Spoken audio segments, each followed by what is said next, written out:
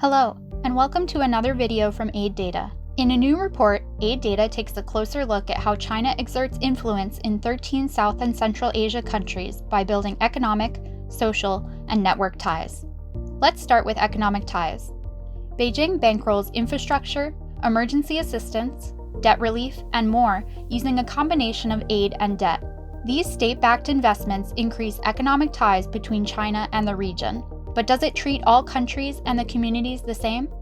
We followed the money to discover which communities in South and Central Asia were most likely to receive China's financial diplomacy over the last 2 decades, and why. We learned that China uses one of 3 influence strategies based on what countries have to offer in return. Some countries in the region have access to energy supplies and offer strategic positioning along transit routes. This includes Kazakhstan, Kyrgyzstan, Nepal, Pakistan, Tajikistan, and Uzbekistan.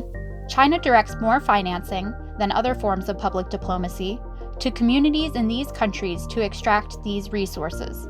In fact, Pakistan and Kazakhstan alone attracted over half of China's financial diplomacy for the entire region. Other countries have fewer energy resources to offer. India, Sri Lanka, and Bangladesh fall in this group. China tends to prioritize cultural diplomacy to nudge communities in these countries to view China more favorably. Finally, Afghanistan is in a category of its own. China has historically directed most of its economic and soft power efforts towards Kabul, avoiding communities outside of the capital city. We also found that some countries and communities are more important to China than others in terms of who gets the bulk of its financial diplomacy. 62% of China's financial flows go to just 25 provinces in South and Central Asia. 2 provinces in Pakistan and 1 in Turkmenistan alone attracted more money over nearly 2 decades than 7 of the 13 countries in the region. Generally, communities with natural gas pipelines and large population centers are likely to receive more Chinese financial diplomacy than their peers. These economic opportunities also create social connections which influence where people go to access goods, services, or capital. China uses various tools to build social ties throughout the region. It provides educational assistance, scholarships, technical assistance, and training to make China a desirable study abroad destination for foreign students. Beijing has opened 37 centers to teach Mandarin and to introduce Chinese culture to the citizens of these countries. It has also signed sister city agreements to facilitate economic cooperation and cultural exchange. But just as before, China prioritizes building social ties with some communities over others, particularly national capitals and metropolitan areas. Over half of the 193 ties China has built with 174 cities in the region were focused on just 16 cities. Social media is a new frontier to reach foreign publics at scale with the click of a virtual button. But China's ability to use Twitter to promote preferred stories and counter criticism requires access, particularly to public, private, and civil society leaders. Twitter is banned in China, but its ambassadors, diplomats, and media have become increasingly active on the platform, offering a glimpse into coordinated diplomacy online. Few leaders in the region follow Chinese accounts on Twitter.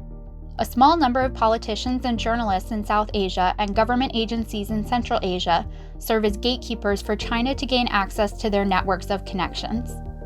Beijing relies heavily on state-owned media such as People's Daily and Xinhua News to push out stories to these gatekeepers, while diplomatic accounts amplify these messages and filter information back to China. We've seen that China puts in a lot of effort to build economic, social, and network ties with communities across the region. But how do leaders and citizens in South and Central Asia view China versus other foreign powers? And how does public diplomacy fit into this story? We took a look at perceptions of China, the US, Russia, and India to see what citizens thought of these 4 countries. Then we checked if their leaders agreed. In Pakistan and Tajikistan, citizens generally had favorable impressions of China, but citizens in India did not share these sentiments. They viewed China less favorably.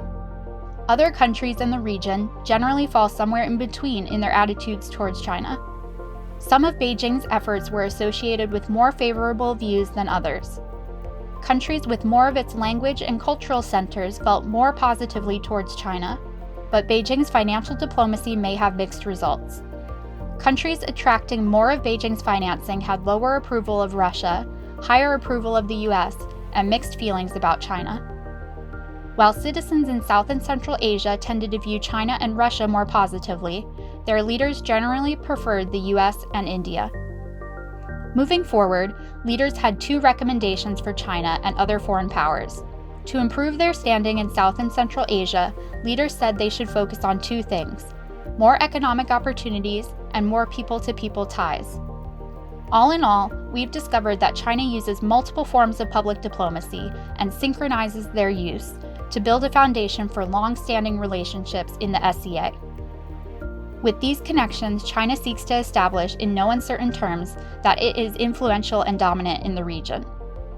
However, looking at perceptions of China, it's clear that opinions are mixed. So whether or not China's efforts will be a success is something we'll need to continue to explore in the future.